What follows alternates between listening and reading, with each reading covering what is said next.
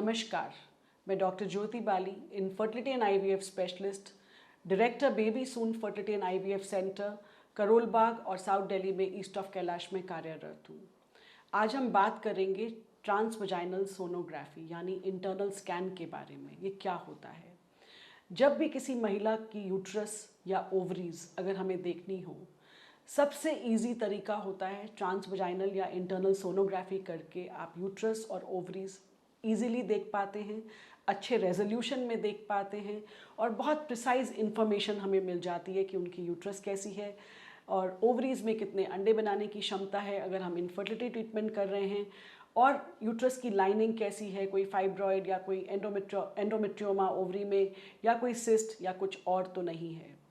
तो internal sonography एक बहुत ही अच्छा माध्यम है जिससे हम कोई भी जानकारी एक महिला के ट्रीटमेंट स्टार्ट करने से पहले उसके द्वारा प्राप्त कर सकते हैं। अब बहुत लोग पूछते हैं क्या डॉक्टर साहब ये पेनफुल है, क्या ज़रूरी है ये इंटरनल सोनोग्राफी कराना, क्या आप ऊपर पेट से नहीं कर सकते हैं? बाकी जगह तो अल्ट्रासाउंड पेट से भी ऊपर से देख लेते हैं। तो मैं यही कहूँगी कि इंटरनल सोनोग्राफी बिल्कुल भी पेनफुल नहीं है। छोटा सा प्रोब है जो कि हमें वजाइना में प्लेस करना होता है और बिल्कुल दर्द नहीं होता है उसे, और आप यूट्रस और ओवरीज को बहुत करीब से और बहुत अच्छे तरीके से असेस कर पाते हैं और देख पाते हैं, और जो जानकारी हमें चाहिए होती है ट्रीटमेंट के लिए वो बहुत ईजिली और अच्छे तरीके से मिल जाती है। तो इंटरनल सोनोग्राफी एक हिस्सा है हमारे ट्रीटमेंट के लिए। इनफर्टिलिटी ट्रीटमेंट्स में इसका बहुत ही बड़ा रोल है।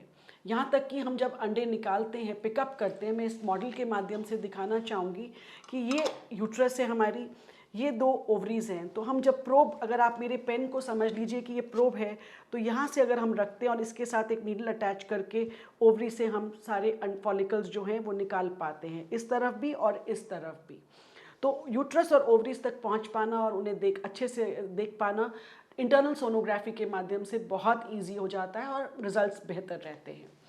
पेनफुल भी नहीं है ये टेस्ट। अब दूसरा सवाल आता है कि कब कब करानी चाहिए इंटरनल सोनोग्राफी। किसी भी गाइनी प्रॉब्लम के लिए जहां आपको ब्लीडिंग ज़्यादा हो रही है या पेल्विक पेन है या कोई और समस्या से आप जूझ रहे हैं या इनफर्टिलिटी ट्रीटमेंट के लिए आप जा रहे हैं, तो पहला विकल्प इंटरनल सोनोग्राफी ही बनेगा। और आपके डॉक्टर अगर आपको ये सजेस्ट करते हैं तो आप बिल्कुल निसंकोच होकर इसे करा लीजिए, बिल्कुल पेनफुल टेस्ट नहीं है ये। अब बात आती है जब हम फॉलिकुलर मॉनिटरिंग करते हैं, यानी ओवरी में अंडे का साइज पीरियड के सेकंड डे पे क्या है, 5th डे पे क्या है, 8th डे पे क्या है, फिर 12वें दिन क्या है, और फिर पिकअप करने के टाइम पे ये एक सबसे अच्छा विकल्प रहता है हमारे लिए। ना इसमें बॉडी पे कोई कट आता है, ना टाँका आता है पिकअप करते वक्त, और इजीली हो जाता है प्रोसीजर, जो कि पेशेंट के लिए बहुत अच्छा रहता है। आप सुबह आते हैं और 4 घंटे बाद आप उठ के घर भी चले जाते हैं शॉर्ट एनेस्थीसिया के अंडर। पिकअप भी इस ट्रांसवजाइनल सोनोग्राफी से ईजी हो गया है आईवीएफ के लिए। तो इंटरनल सोनोग्राफी और कब कब की जाती है? जब अर्ली प्रेगनेंसी हो जाती है, यानी बच्चे की हार्ट बीट हम सिर्फ बीटा एचसीजी रिपोर्ट के 15 दिन बाद देखते हैं, तो हम सबसे पहले इंटरनल सोनोग्राफी से ही अच्छे से देख पाते हैं।